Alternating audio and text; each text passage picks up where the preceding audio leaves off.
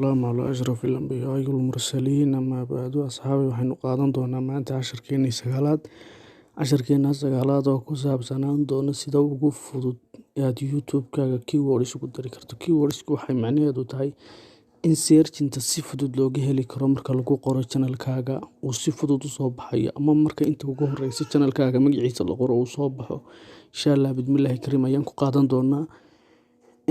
Si toos ah ayaan Google Chrome-kayga u tagayaa. Ani browser-ka doontid waad isticmaali kartaa, waajib maaha inaad isticmaashid Google Chrome. Anigu laakiin inta badan Google Chrome ayaan isticmaalaa. Insha Allah bidmillaahi kariim. Halkaas sare waxaad ku qoraysaa youtube.com, kadib go ayaad leedahay. Insha Allah bidmillaahi kariim. youtube.com baad xagga sare ku qoraysaa. youtube.com markaad ku qortid saddexda dhibcood ee sare ayaad ku dhufanaysaa desktop site ay meeshay ku qoran tahay ayaad saxda saaraysaa, ama meesha yar khaanada yar bannaan ayaad sax saaraysaa, click siinaysaa. Insha Allah bidmillaahi kariim. Waxaad ku soo dhufanaysaa halka channel-kaaga profile-kiisu yaallo ayaad ku dhufanaysaa. Si fudud ayaad ugu dhufanaysaa. Insha Allah bidmillaahi kariim si uu kuugu soo baxo.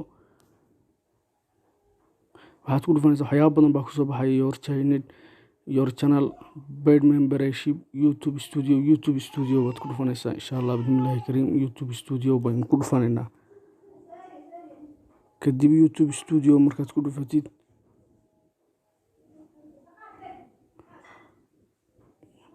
YouTube studio hadka yara culus baan filayaa.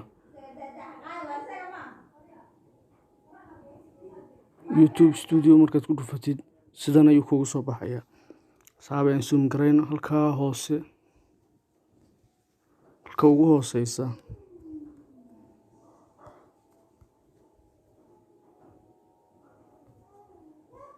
halka ugu hooseysa yara zoom gareyno halka ugu hooseysa. Saxaabay waad arkaysaa ma filayaa. halka yar meesha yar calaamadda setting oo kala u eg tahay ayaad ku dhufanaysaa. halka ayaad ku dhufanaysaa. Insha Allah bidmillaahi kariim. halka markaad ku dhufato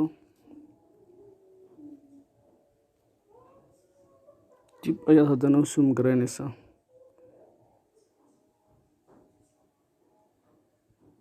channel-kaaga ayaad ku dhufanaysaa. Insha Allah bidmillaahi kariim.